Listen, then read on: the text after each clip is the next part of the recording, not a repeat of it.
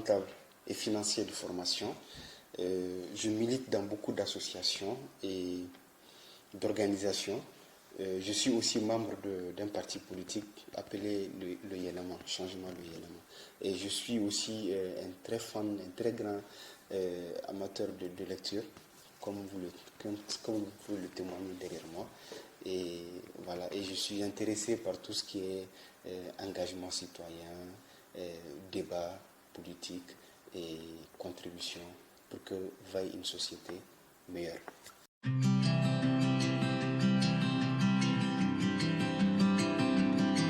Alors, la citoyenneté nous vient du mot citoyen. Et citoyen qui n'est autre chose que les habitants d'une cité. Et alors, quand on est habitant d'une cité, on dispose de droits et de devoirs de s'intéresser et de s'impliquer dans la gestion de la cité. Et maintenant, cette volonté de s'intéresser et de s'impliquer dans la gestion de la cité est l'une des caractéristiques de la citoyenneté. Et je pense que cette volonté doit impérativement animer tous les Maliens et Maliennes qui travaillent dans les différents secteurs de la société.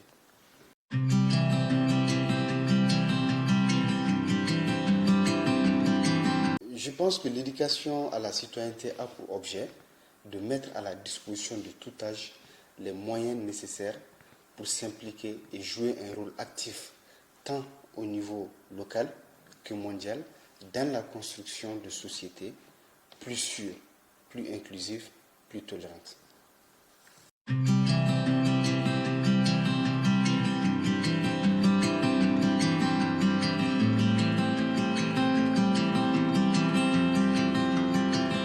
Je pense que la volonté à elle seule ne suffit pas pour ériger un bon citoyen. Il faut maîtriser les grands thèmes de la vie publique, chercher à s'informer sur l'actualité concernant son environnement, sa commune ou son pays. Il doit aussi avoir le comportement d'un être qui se tient en alerte constant sur les sujets qui touchent sa nation et des sujets qui s'emploient aussi à maîtriser. Le comportement d'un bon citoyen, c'est celui qui s'engage dans les organisations et les regroupements qui répondent à ses aspirations.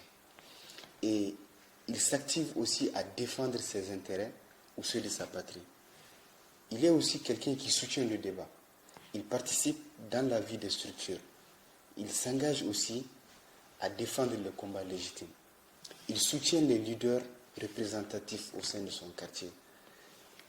Il paye ses impôts et taxes.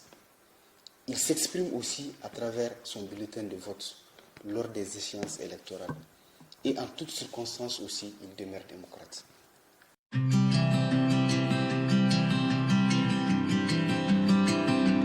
Bon, je pense que l'intégrité, c'est d'abord l'honnêteté et le respect.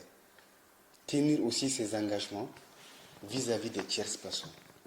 Être à la hauteur lorsqu'on te confie une tâche ou une mission. Venir à bout de cette mission ou de cette tâche. Pour moi, c'est ça l'intégrité.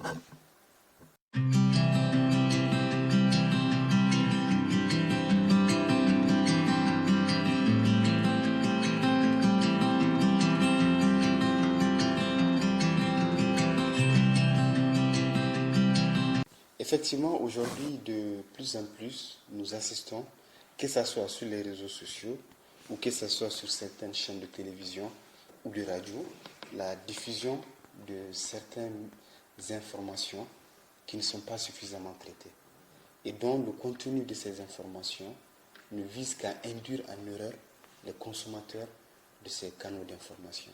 Et malheureusement, les jeunes et les enfants sont les plus grandes victimes. Je pense que nous avons pour devoir de protéger la jeune génération et notamment à travers des sanctions contre les auteurs de ces messages haineux. Et je pense que les autorités doivent fournir encore plus d'efforts. Et aussi, il est à saluer la loi numéro 056 de 2019 portant sur la lutte contre la cybercriminalité. Et je pense aussi que ça témoigne de la volonté du gouvernement à lutter contre ce fléau.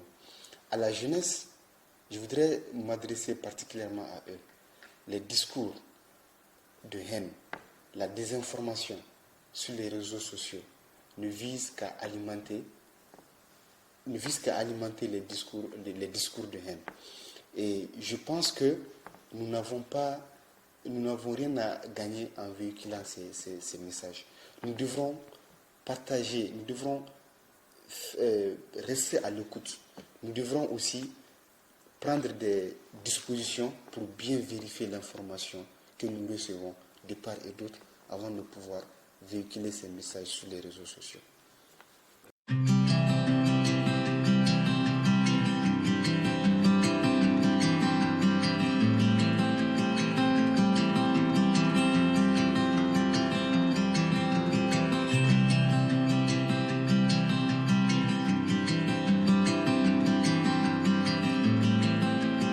Je pense qu'à l'heure aujourd'hui où nous parlons, où le débat sur la refondation de notre système de gouvernance politique, sociale et économique bat son plein, je pense que la création de cette chaîne de télévision nommée Télé Citoyenne vient à point nommé. Et que aussi elle profitera de sa proximité avec les citoyens pour engager le débat, notamment à travers des thèmes ayant trait à l'engagement, aux droits et devoirs citoyens.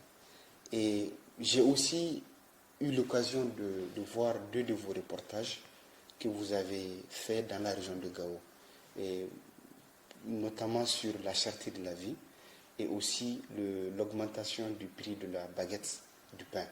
Je pense que c'est des initiatives salutaires. Et votre engagement fera de sorte que le citoyen va comprendre pourquoi le gouvernement a pris telle action, pourquoi les autorités se sont engagées à faire telle action. Et surtout que c'est des sujets qui touchent directement leur mode de vie. Je pense que c'est important et vous êtes à féliciter.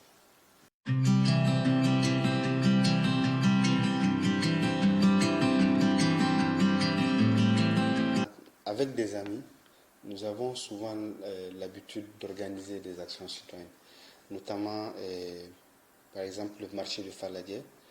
Récemment, on a rencontré le bureau du marché qui s'occupe de la gestion du marché. Nous avons échangé avec eux sur les perspectives, la cherté de la vie et aussi des perspectives de formation sur comment tenir, par exemple, les livres, journal, et faire de sorte aussi que leurs entreprises puissent leur être profitables. Et aussi, juste avant la rentrée des classes, nous avons aussi procédé à la distribution de cahiers, de livres scolaires et aussi à récompenser les meilleurs élèves au sein du quartier. Donc toutes ces actions menées par mes amis et moi, et voilà, nous avons jugé nécessaire qu'il faudra faire ce type d'action pour que les citoyens, pour qu'ils puissent avoir un réveil de conscience. Voilà.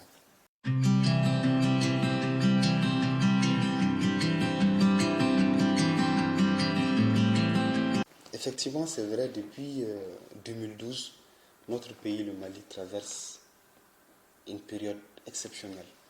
Vous l'avez si bien dit, une crise sécuritaire, une crise alimentaire, alors, et même une crise institutionnelle, ce qui est très grave en fait. Donc, et là, ça fait mal de voir son pays traverser ces moments douloureux.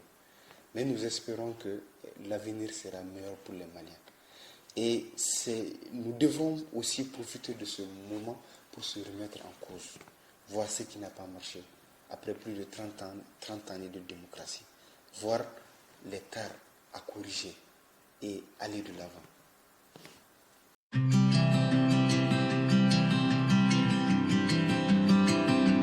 Alors, je pense que la paix ne nous vient pas de l'extérieur, elle nous vient de l'intérieur. Nous devons tous s'employer à développer la paix à l'intérieur de nous-mêmes. L'histoire du Mali ne se fera pas par une seule personne ou un groupe de personnes. Il appartient à nous tous de faire l'histoire de ce pays. Nos ascendants ont contribué à faire l'histoire de l'humanité. Et je pense que chaque Malien et chaque Malienne doit s'employer à tenir le flambeau de cet héritage. Et cela ne se fera pas dans un climat de haine et de violence. Ça se fera forcément dans un climat de paix.